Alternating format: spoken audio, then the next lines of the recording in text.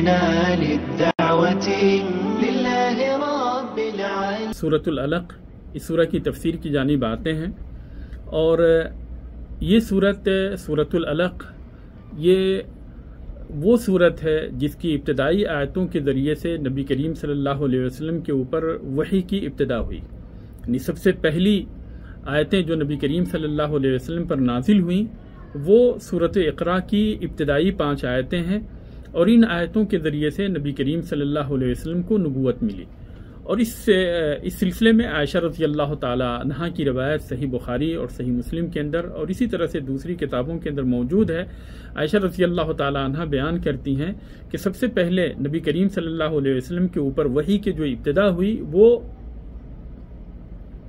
سچے خوابوں کے ذریعے سے ہوئی. تو آپ صلی اللہ علیہ وسلم جو کچھ بھی دیکھا کرتے تھے وہ صبح کی سفیدی کی طرح سے بالکل واضح ہو جایا کرتی تھی. پھر آپ صلی اللہ علیہ وسلم کے اندر خلوت کی چاہت ہوئی اور آپ صلی اللہ علیہ وسلم تنہا رہنے لگے، اور آپ صلی اللہ علیہ وسلم غار حرا میں تنہا رہ کر اللہ تبارک و تعالیٰ کی عبادت کرنے لگے. غار حرا میں جاتے ہوئے نبی کریم صلی اللہ علیہ وسلم کچھ دنوں کے لیے یعنی کھانے پینے کی چیزیں لے کر جاتے تھے اور وہیں پہ رہ کر اللہ تبارک و تعالیٰ کی عبادت کرتے. پھر اس کے بعد میں جب وہ چیزیں ختم ہو جاتی تو پھر خدیجہ رضی اللہ تعالی عنہا کے پاس آتے اور پھر ساز و سامان لے کر چلے جاتے. اور اس طریقے سے نبی کریم صلی اللہ علیہ وسلم جیسا کہ روایتوں کے اندر آتا ہے کہ 3 سال تک ایسا ہی کرتے رہے کہ رمضان کے اندر، تیسرے رمضان کے اندر، جو کہ نبی کریم صلی اللہ علیہ وسلم کی عمر جس وقت کی 40 سال تھی، اس وقت اس رمضان کے اندر نبی کریم صلی اللہ علیہ وسلم غار حرا کے اندر عبادت کر رہے تھے. 21ویں کی رات تھی، فجر سے پہلے کا وقت تھا، رات کا وقت تھا کہ جبریل علیہ السلام نبی کریم صلی اللہ علیہ وسلم کے پاس آئے اور آ کر نبی کریم صلی اللہ علیہ وسلم کو انہوں نے کہا کہ اقرا، کہ پڑھیے. نبی کریم صلی اللہ علیہ وسلم کا جواب تھا ما انا بقاری، مجھے پڑھنا نہیں آتا. پھر جبریل علیہ السلام نے نبی کریم صلی اللہ علیہ وسلم کو دبوچا اور تیز دبایا، اپنے سینے سے تیز دبایا اور کہا کہ اقرا، پڑھو. نبی کریم صلی اللہ علیہ وسلم نے کہا کہ مجھے پڑھنا نہیں آتا، ما انا بقاری. پھر انہوں نے چھوڑ دیا. پھر دوسری مرتبہ پھر انہوں نے دبوچا اور پہلے سے زیادہ زور سے، اور پھر چھوڑنے کے بعد میں پھر انہوں نے کہا کہ پڑھیے. میں تو نبی کریم صلی اللہ علیہ وسلم نے کہا کہ مجھے پڑھنا نہیں آتا. پھر تیسری بار یعنی نبی کریم صلی اللہ علیہ وسلم کو انہوں نے دبوچا اور کہا کہ پڑھیے اقرا بسم ربک الذی خلق. یعنی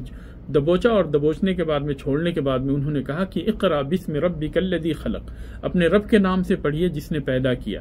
یہاں تک کہ یعنی 5ویں آیت تک پہنچ گئے. اور پھر اس کے بعد میں یعنی عائشہ رضی اللہ تعالی عنہا بیان کرتی ہیں کہ نبی کریم صلی اللہ علیہ وسلم ان آیتوں کے نازل ہونے کے بعد نبی کریم صلی اللہ علیہ وسلم خدیجہ رضی اللہ تعالی عنہ کے پاس آئے اور آپ صلی اللہ علیہ وسلم مارے خوف کے کانپ رہے تھے. خدیجہ رضی اللہ تعالی عنہا کے پاس پہنچنے کے بعد میں نبی کریم صلی اللہ علیہ وسلم نے کہا کہ زملونی زملونی، مجھے چادر اڑا دو، مجھے چادر اڑا دو. یہاں تک کہ جب یعنی خوف ختم ہوا تو خدیجہ رضی اللہ تعالی عنہا کو انہوں نے واقعات سنائی، جو کچھ بھی نبی کریم صلی اللہ علیہ وسلم کے ساتھ ہوا تھا وہ ساری کی ساری باتیں انہوں نے خدیجہ رضی اللہ تعالی عنہا کو بتائی. پھر اس کے بعد میں نبی کریم صلی اللہ علیہ وسلم نے کہا کہ لقد خشیت علی نفسی، مجھے اپنے نفس کے اوپر خوف ہو رہا ہے، اپنے آپ کے اوپر ڈر ہو رہا ہے.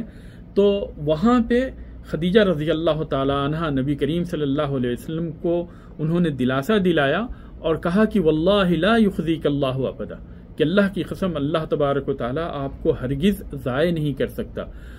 اور یہی ایک نیک بیوی کی خصلت ہونی چاہیے کہ جب اس کا شوہر کسی پریشانی کے اندر مبتلا ہو تو اس کے ساتھ ساتھ کھڑا ہو. ایسا نہیں کہ اس کو مزید پریشان کرنا شروع کر دے، بلکہ اس کے ساتھ ساتھ اس کی پریشانی کے اندر، اس کی مصیبت کے اندر اور اس کے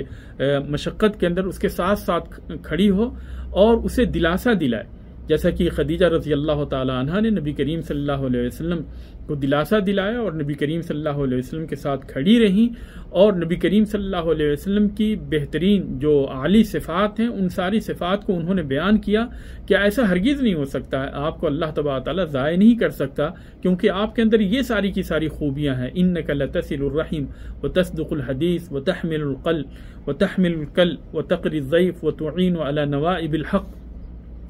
کہ اللہ تبارک و تعالیٰ آپ کو کیسے ضائع کر سکتا، جبکہ آپ صلہ رحمی کرتے ہیں، آپ سچی باتیں کرتے ہیں، لوگوں کا بوجھ اٹھایا کرتے ہیں، مہمان نوازی کرتے ہیں اور حق کے اوپر لوگوں کی مدد کیا کرتے ہیں۔ پھر اس کے بعد خدیجہ رضی اللہ تعالی عنہ نبی کریم صلی اللہ علیہ وسلم کو لے کر اپنے کزن چچا زاد بھائی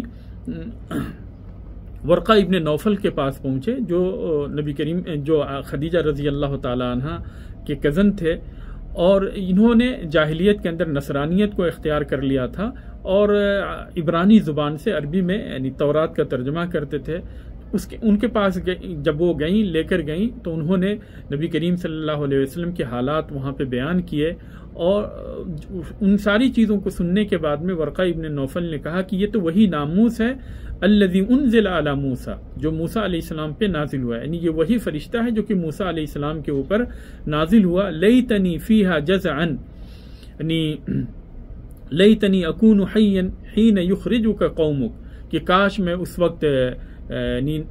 جوان ہوتا اور کاش اس وقت میں زندہ ہوتا جب آپ کی قوم آپ کو اس شہر سے نکال دے گی۔ نبی کریم صلی اللہ علیہ وسلم کو ایسے موقع پہ کافی تعجب ہوا، اور آپ نے مارے تعجب کے پوچھا کہ کیا یعنی میری قوم مجھے نکال دے گی، جو مجھے امین کہتی ہے، صادق کہتی ہے اور میرا اتنا احترام کرتی ہے، کیا یہ قوم مجھے یعنی یہاں سے نکال دے گی؟ تو پھر ورقہ ابن نوفل نے بیان کیا کہ صرف آپ ہی نہیں بلکہ جو کوئی بھی یعنی آپ کی طرح سے جو کوئی بھی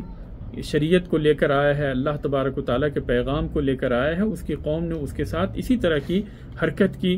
اور انہوں نے جو ہے انہیں نکال دیا۔ تو اس کے بعد جو ہے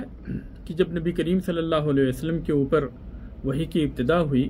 اور آپ صلی اللہ علیہ وسلم گھبرائے ہوئے خدیجہ رضی اللہ تعالی عنہ کے پاس آئے، تو خدیجہ رضی اللہ تعالی عنہ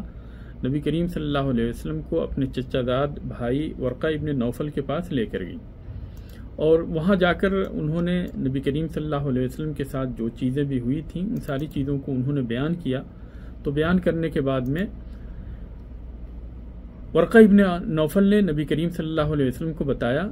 کہ یہ وہی فرشتہ ہے، وہی ناموس ہیں جو موسیٰ علیہ السلام کے اوپر نازل ہوئے تھے، اور ایک دن کاش میں اس دن نوجوان ہوتا، جوان ہوتا، جس دن آپ کی قوم آپ کو یہاں سے نکالے گی اور میں آپ کی مدد کرتا۔ تو نبی کریم صلی اللہ علیہ وسلم کو اس کے اوپر تعجب ہوا کہ کیا آپ صلی اللہ علیہ وسلم کی قوم آپ کو یہاں سے نکال دے گی؟ پھر اس کے بعد نبی کریم صلی اللہ علیہ وسلم سے جب یعنی ڈر اور خوف ختم ہوا تو پھر یعنی ان سارے واقعات کے بعد میں پھر نبی کریم صلی اللہ علیہ وسلم دوبارہ غار حرا کو واپس ہو گئے، اور غار حرا میں واپس ہونے کے بعد میں وہیں پہ اللہ تبارک و تعالیٰ کی عبادت کرتے رہے، اور اپنی عادت کے مطابق جب نبی کریم صلی اللہ علیہ وسلم جب رمضان ختم ہو جاتا تو ختم ہونے کے بعد میں آپ صلی اللہ علیہ وسلم پھر واپس آ جایا کرتے تھے۔ تو اس طریقے سے اس سورہ کے ذریعے سے وحی کی ابتدا ہوئی، اور اللہ تبارک و تعالیٰ نے سب سے پہلے اس سورت کی یعنی ابتدائی 5 آیتیں نبی کریم صلی اللہ علیہ وسلم کے اوپر نازل فرمائیں، اور پھر اس کے بعد میں باقی صورتیں آپ صلی اللہ علیہ وسلم کے اوپر نازل ہوئیں۔ بسم اللہ الرحمن الرحیم، اقرأ بسم ربک الذی خلق، اے نبی پڑھیے اپنے رب کے نام سے جس نے پیدا کیا، خلق الانسان من علق، جس نے انسان کو خون کے لوتھڑے سے پیدا کیا، اقرأ وربک الاکرم، پڑھیے اور آپ کا رب بہت کرم والا ہے، الذی علم بالقلم، جس نے قلم کے ذریعے سے تعلیم دی، علم الانسان ما لم یعلم، اس نے انسان کو وہ علم سکھایا جسے وہ جانتا نہ تھا، کلا ان الانسان لیطغی، ہرگز نہیں، یقیناً انسان تو سرکشی کرتا ہے، ان رآہ استغنی، کیونکہ وہ اپنے آپ کو بے پرواہ سمجھتا ہے، ان الی ربک الرجعی، حالانکہ لوٹنا آپ کے رب کی طرف ہی ہے، ارأیت الذی ینہی، اے نبی بھلا آپ نے اس شخص کو دیکھا جو ایک بندے کو منع کرتا ہے، عبدا اذا صلی، جبکہ وہ بندہ نماز ادا کرتا ہے، ارأیت ان کان علی الہدی، اے ابو جہل بھلا بتلا تو صحیح اگر وہ محمد صلی اللہ علیہ وسلم ہدایت پر ہوں، او امر بالتقوی، یا پرہیزگاری کا حکم دیتے ہوں، ارأیت ان کذب وتولی، آپ کا کیا خیال ہے اگر اس ابو جہل نے جھٹلایا اور روگردانی کی، الم یعلم بان اللہ یری، کیا اسے نہیں معلوم کہ اللہ اسے دیکھ رہا ہے؟ کلا لئن لم ینتہی لنصفعا بالناصیہ، ہرگز نہیں، اگر یہ باز نہ رہا تو ہم اس کی پیشانی کے بال پکڑ کر گھسیٹیں گے۔ ناصیۃ کاذبۃ خاطیہ، اس پیشانی کو جو جھوٹی اور سخت خطا کار ہے۔ فلیدعو نادیہ، تو وہ بلا لے اپنی ٹولی کے لوگوں کو۔ سندعو الزبانیہ، ہم بھی عذاب کے فرشتوں کو بلا لیں گے۔ کلا لا تطعہ واسجد واقترب، ہرگز نہیں، اس کی بات نہ مانیں اور سجدہ کریں اور اپنے رب کا قرب حاصل کریں۔ اللہ تبارک و تعالیٰ نے یہ عظیم ترین سورت نازل فرمائی، اور اس سورہ کے ذریعے سے اللہ تبارک و تعالیٰ نے یعنی قرآن کی نزول کی ابتدا کی، یعنی سب سے پہلی آیتیں جو نبی کریم صلی اللہ علیہ وسلم کے اوپر نازل ہوئیں وہ اسی سورہ کی ابتدائی 5 آیتیں ہیں۔ تو اس واقعے کو یعنی امام بخاری نے اور دوسرے محدثین نے اپنی کتابوں کے اندر اس واقعے کو بیان کیا ہے کہ اللہ تبارک و تعالیٰ نے اس سورہ کے ذریعے سے نبی کریم صلی اللہ علیہ وسلم کے اوپر وحی کی ابتدا کی، اور اس سورہ کی ابتدائی آیتوں کے اندر انسان کی تخلیق سے متعلق گفتگو کی گئی ہے کہ کس طریقے سے اللہ تبارک و تعالیٰ نے انسان کو خون کے لوتھڑے سے پیدا کیا، اور انسان جو کہ کچھ بھی نہیں جانتا تھا اسے علم سکھا کر، اسے بتا کر اللہ تبارک و تعالیٰ نے فرشتوں کے اوپر بھی اسے شرف بخشی۔ چنانچہ اسی کی بنیاد پہ اللہ تبارک و تعالیٰ نے فرشتوں کو آدم علیہ السلام کو سجدہ کرنے کا حکم دیا، اور اللہ تبارک و تعالیٰ نے اسی کے ذریعے سے آدم علیہ السلام کو شرف اور فوقیت عطا بخشی۔ یہ جو تعلیم ہوتی ہے، تعلیم کبھی ذہنی تعلیم ہوتی اور کبھی جو ہے زبانی تعلیم ہوتی ہے، اور وہی تعلیم یعنی اسی علم کو بندہ جب لکھتا ہے تو یہ دونوں چیزوں کو شامل ہوتی ہیں، جو اس کے ذہن کے اندر جو بات ہوتی ہے، زبان سے جو کر رہا ہوتا ہے، جب وہ لکھتا ہے تو وہ دونوں چیزوں کو شامل ہوتی ہے۔ اللہ تبارک تعالیٰ نے فرمایا اقرأ وربک الاکرم، اقرأ باسم ربک الذی خلق، خلق الانسان من علق، اقرأ وربک الاکرم، کہ اے نبی آپ پڑھتے جائیے اور آپ کا رب بہت کرم والا ہے۔ الذی علم بالقلم، جس نے انسان کو وہ ساری کی ساری چیزیں سکھائیں جس کا کہ اسے پتہ نہیں تھا، جن کے بارے میں وہ جانتا نہیں تھا۔ اور لکھنے کی بہت ہی زیادہ اہمیت ہے، اس لیے بعض یعنی آثار کے اندر یہ بات آتی ہے کہ قید العلم بالکتابہ، کہ علم کو لکھ کر کے محفوظ کر لو۔ اور اس کے اندر یہ بھی ہے کہ من عمل بما علم ورثہ اللہ علم ما لم یکن یعلم، یعنی صرف تعلیم حاصل کرنا یہی مقصد نہیں ہے، بلکہ تعلیم حاصل کرنے کا مقصد یہ ہوتا ہے کہ بندہ اس کے اوپر عمل بھی کرے۔ اسی لیے یعنی آثار کے اندر یہ باتیں بیان کی گئی ہیں کہ جو انسان اپنے علم کے مطابق عمل کرتا ہے تو اللہ تبارک و تعالیٰ اسے ان چیزوں کا بھی وارث بنا دیتا ہے جس کے بارے میں اسے پتہ نہیں ہوتا۔ کلا ان الانسان لیطغی ان رآہ استغنی ان الی ربک الرجع۔ اللہ تبارک و تعالیٰ نے یہاں پہ مال کی وجہ سے جب انسان کے اندر بے پرواہی آ جاتی اور اللہ تبارک و تعالیٰ سے وہ منہ پھیرنے لگتا ہے، تو اس چیز کی حقیقت کو وضاحت کرتے ہوئے کہہ رہا ہے کہ انسان سرکشی کے اوپر ابھر جاتا ہے جب وہ دیکھتا ہے کہ اتر آتا ہے، جب وہ دیکھتا ہے کہ اس کے پاس مال و دولت ہے تو وہ سرکشی کرنے لگتا ہے، حالانکہ اسے اس بات کا علم ہونا چاہیے کہ اسے تو اللہ تبارک و تعالیٰ ہی کی طرف لوٹ کر جانا ہے، اور اللہ تبارک و تعالیٰ کے پاس اس وقت تک اسے چھٹکارا حاصل نہیں ہوگا جبکہ وہ ان سارے سوالوں کا جواب نہ دے لے کہ اس نے کہاں سے مال کو اکٹھا کیا اور کہاں اس نے خرچ کیا۔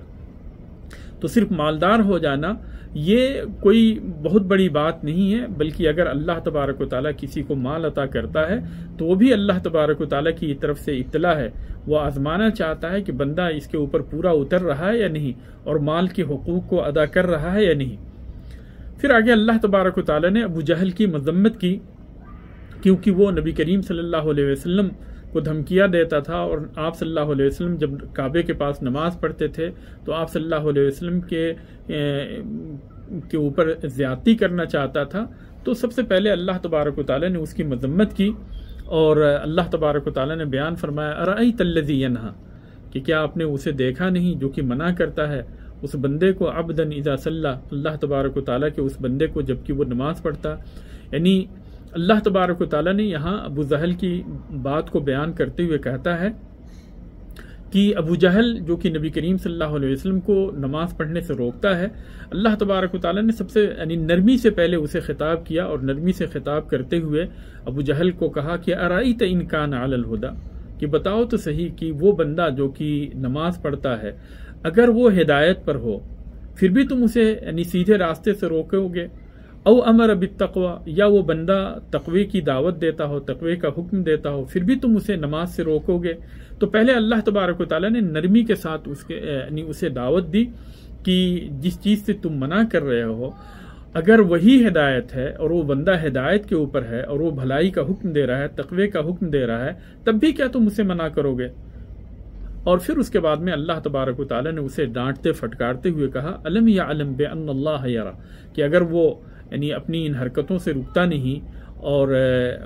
وہ ہر صورت میں جو ہے اس نیک بندے کو روکنا ہی چاہتا ہے، تو کیا اسے یہ پتہ نہیں ابو جہل کو بان اللہ یرا، کہ اللہ تبارک و تعالیٰ اسے دیکھ رہا ہے اور اللہ تبارک و تعالیٰ اس کی باتوں کو سن رہا ہے، اور جو کچھ بھی وہ یعنی ابو جہل جو کچھ بھی کرے گا اللہ تبارک و تعالیٰ اس کے اوپر اسے سزا دینے پہ قادر ہے. کلا لئن لم ینتہی، ہرگز نہیں، اگر وہ اپنی ان حرکتوں سے رکتا نہیں اور دشمنی سے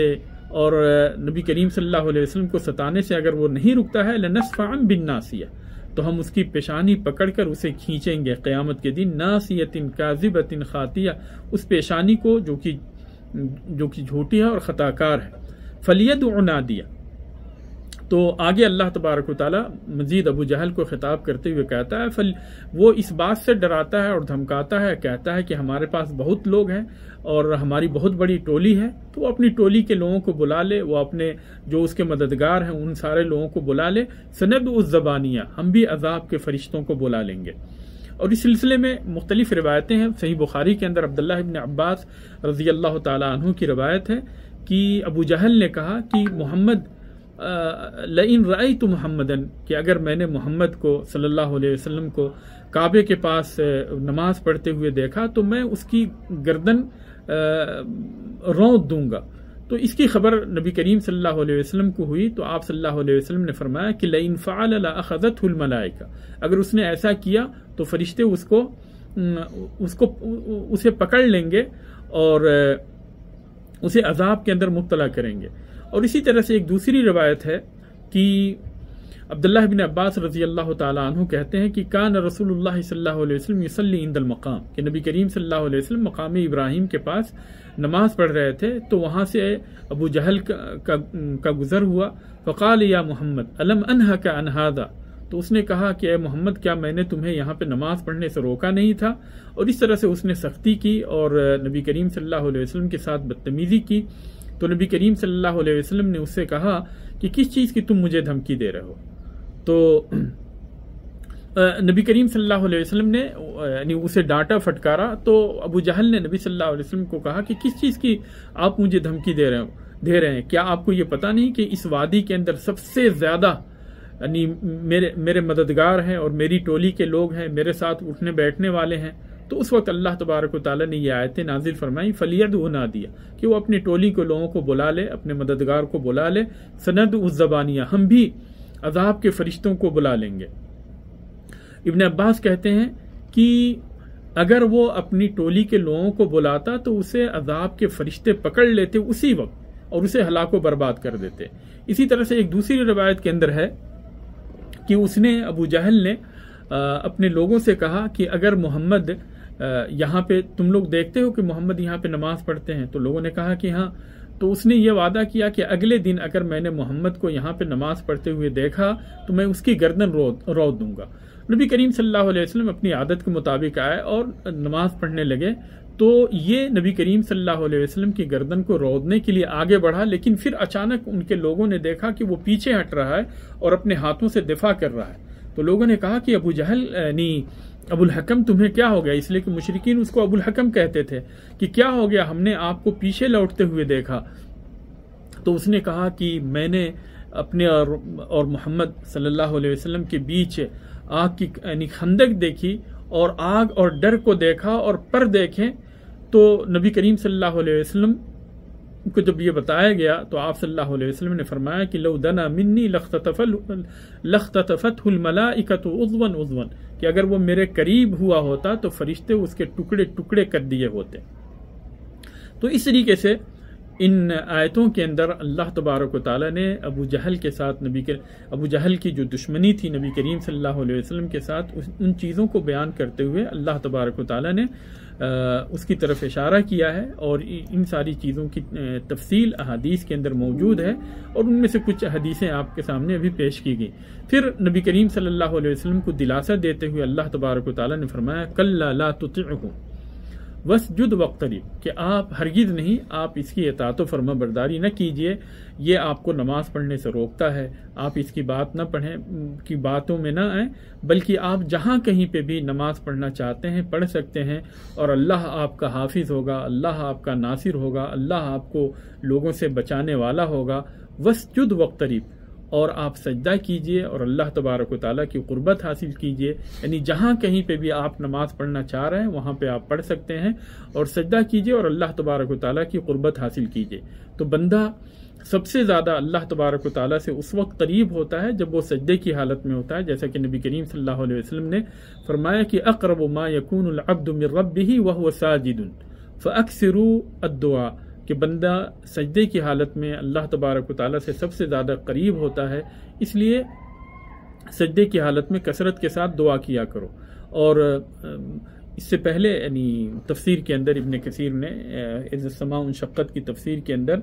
اس چیز کا تذکرہ کیا ہے کہ نبی کریم صلی اللہ علیہ وسلم ان دونوں جگہوں پہ سجدہ کیا کرتے تھے، اذا السماء انشقت کے اندر بھی، یعنی آپ صلی اللہ علیہ وسلم سجدے تلاوت کیا کرتے تھے، اور اسی طرح سے اس سورہ کے اندر سورۃ العلق اقرأ بسم ربک الذی خلق کے اندر جب آخری آیت پڑھتے کلا لا تطعه واسجد واقترب، تو اس آیت کے پڑھنے کے بعد میں بھی نبی کریم صلی اللہ علیہ وسلم سجدے تلاوت کیا کرتے تھے۔ چنانچہ اگر ہم نماز کے اندر اس آیت کو پڑھتے ہیں تو اس آیت کے پڑھنے کے بعد میں اللہ اکبر کہہ کے سجدے میں چلے جائیں گے، پھر اس کے بعد میں اللہ اکبر کہہ کے یعنی اس رکعت کے لیے قیام کے اندر کھڑے ہوں گے، اور کھڑے ہونے کے بعد میں اگر چاہیں تو کچھ آیتیں پڑھ لیں اور ان آیتوں کو پڑھنے کے بعد میں رکوع میں جائیں، اور چاہیں تو کھڑے ہونے کے بعد میں بغیر کوئی آیت پڑھے ہی رکوع میں جا سکتے ہیں۔ یہ رہی بات یعنی نماز کی حالت کی، اور اگر نماز کے علاوہ عام حالات میں اگر قرآن پڑھ رہے ہیں اور سجدے تلاوت کی آیت سے گزرے تو اس وقت اللہ اکبر کہہ کے سجدے میں جائیں، اور سجدے کے اندر جو آیت یعنی سبحان ربی الاعلیٰ سبحان ربی الاعلیٰ سبحان ربی الاعلیٰ یا سجد وجہی للذی خلقہ وصورہ وشق سمعہ وبصرہ بحولہ وقوتہ فتبارک اللہ احسن الخالقین، اس دعا کو پڑھیں، اور پھر اس کے بعد میں بغیر اللہ اکبر کہے ہی اٹھ جائیں اور سجدے سے اٹھ جائیں اور اپنی قرات کو مکمل کریں۔ تو اس طریقے سے سجدہ تلاوت کے یہ احکام ہیں۔ اللہ تبارک و تعالیٰ سے دعا ہے کہ اللہ تبارک و تعالیٰ ہمیں صحیح طور پہ دین کو سمجھنے اور اس کے مطابق عمل کرنے کی توفیق عطا فرمائے۔